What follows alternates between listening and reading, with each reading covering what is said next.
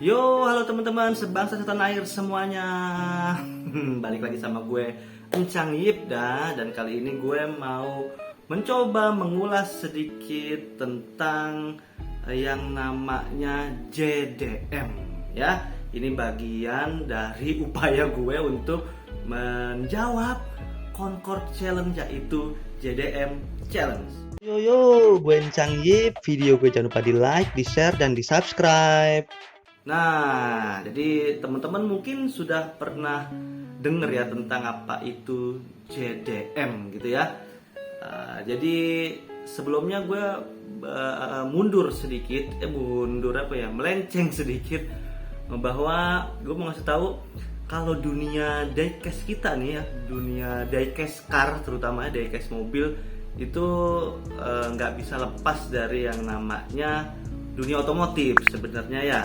Jadi yang trennya otomotif, istilah-istilahnya otomotif begitu ya, itu pasti akan masuk juga ke diecast car kita ya kan, ke dunia hobi kita ya. Makanya kalau kita sering denger kan ya, ada HKS, ada apalagi Pandem, ada LBWK, ada NK, ada apalagi ya, macam-macam, ada RWB begitu ya. Nah itu sebenarnya berasal dari dunia otomotif ya. Begitupun dengan si JDM ini ya, awalnya juga dari dunia otomotif. Lalu apaan sih sebenarnya si JDM itu?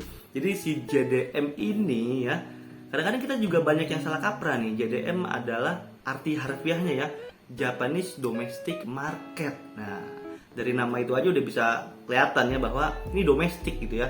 Jadi ini sebenarnya adalah mobil-mobil yang dikeluarkan ya dan dipasarkan hanya untuk negara Jepang ya, negara Sakura itu ya. Nah seperti itu.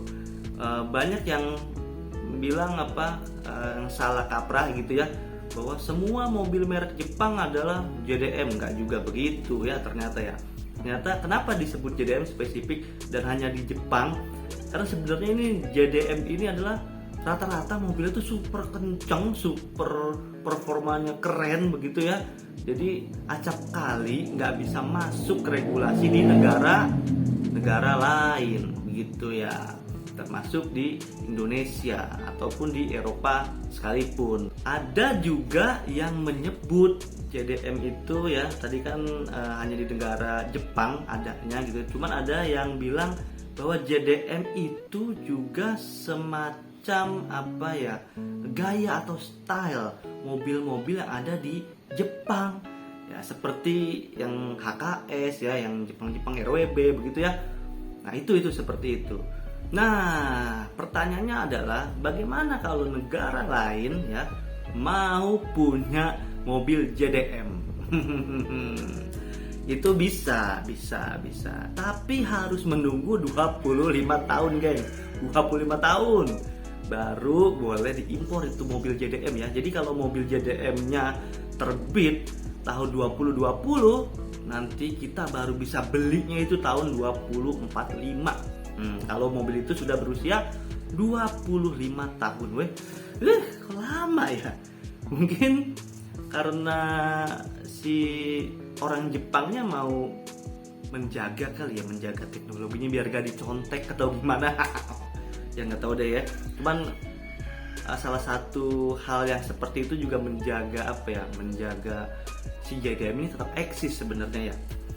Karena ya buat apa jadi dibilang JDM dong kalau misalnya bisa setiap saat diimpor keluar ya kan. Gitu ya. Cuman jangan berkecil hati ya.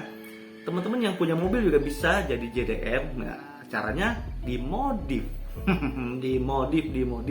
Modifikasi ala-ala JDM. Jadi namanya JDM look. Nah, jadi hanya seperti JDM ya, bukan JDM beneran. Oke. Balik lagi kalau gitu ke diecast-nya ya. Nah, ini masih menurut situs yang sama nih ya, gue nyontek nih ya. Ada 10 mobil JDM yang ikonik ya, dan beberapanya gue punya diecast-nya, oke?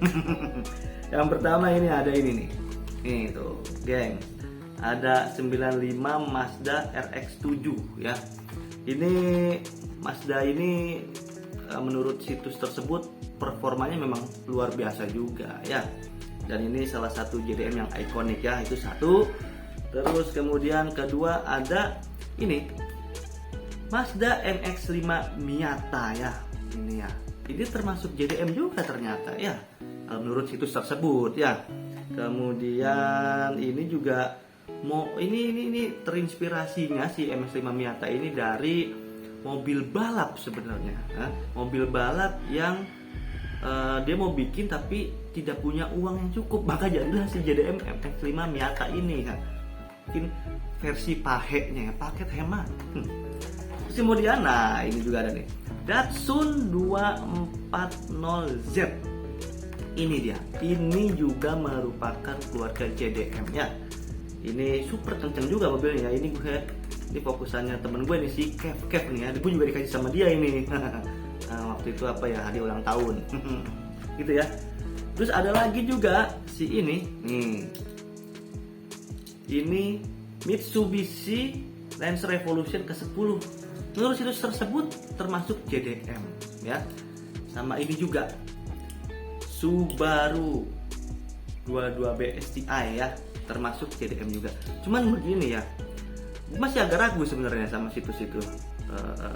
Cuman ya teman-teman yang tahu lebih gitu ya tentang JDM ini, silakan boleh di komen apakah Mitsubishi Lancer Evo ini dan Subaru ini juga termasuk JDM gitu ya. Atau mobil bilang tadi ya, ada si ini 240Z Datsun, Mazda Miata, sama Mazda RX-7 ini apakah benar termasuk JDM? Teman-teman yang tahu lebih tentang per JDM-an monggo silahkan komen, oke?